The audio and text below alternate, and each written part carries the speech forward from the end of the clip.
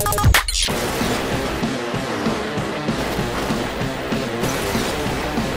first MotorStorm was much loved by early adopters of the PS3. It had amazing graphics, spectacular crashes, and mud, lots of mud. Pacific Rift aims to take that mantle up and expand upon the original design in very interesting ways. So everyone knows about the mud deformation in the original MotorStorm. Although the physics were very impressive, it did make the tracks look kind of similar as they were all focused on the dirt and mud. Pacific Rift fixes this entirely.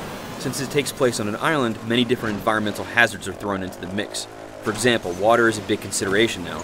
On one hand, it slows you down, but it also cools down your boost gauge very quickly, so you have to weigh the risk versus the reward. In the same vein, fire can also overheat your boost gauge prematurely, but finding a water source will help you out, even if you have to spend extra time to get to it. Finally, dense forests are filled with branches and foliage that want nothing more to wreak havoc on smaller vehicles. This very terrain was much needed in the MotorStorm franchise, and the track design complements it very nicely. There are 2 times the courses this time around, and alternate routes and treacherous shortcuts are everywhere. There is a slight problem with this in that some of the pathways aren't incredibly clear, and you'll find yourself going the wrong way or off the side of a cliff the first time you take on a track. So you'll need a bit of practice at each course before you can really start getting aggressive. Another interesting layer of strategy comes from picking different kinds of vehicles. This is tied to the environmental hazards. For example, tree branches or logs might bat a motorcyclist off easily, while a monster truck can just barrel through them unhindered.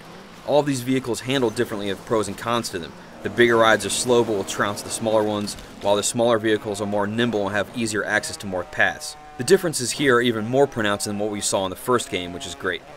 Unfortunately, there aren't a lot of race modes. There are standard races, speed races, and elimination style races. Eliminator works exactly how you think it does. Whoever's in last place every 10 seconds or so gets thrown out of the race. This is fun, especially given the strategy involved in picking vehicles. However, the speed events are a different story. These are checkpoint-based races. It's just you trying to hit all the checkpoints before time runs out. The problem is that you only see one checkpoint at a time, with the next one not appearing until you've hit the current one, and some of them are pretty close together. This can lead you to missing checkpoints completely because you don't have time to react, especially if you're using boost. The controls are generally good, but the vehicles still slide around a little more than they probably should. The main gameplay mechanic of switching between boost and braking is still in full effect, and that's still awesome. A number of the presentation aspects from the last game have been greatly improved. Load times are cut down a good bit since the vehicle selection screen has been streamlined. Split screen racing also makes an appearance this time around with support for up to 4 players, and it actually works quite well. MotorStorm Pacific Rift is certainly a worthy follow-up to one of the most chaotic racers we've ever seen.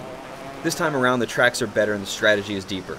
It may not have quite the same freshness and attitude of the original, but it's still a great way to spend your time during a virtual island getaway.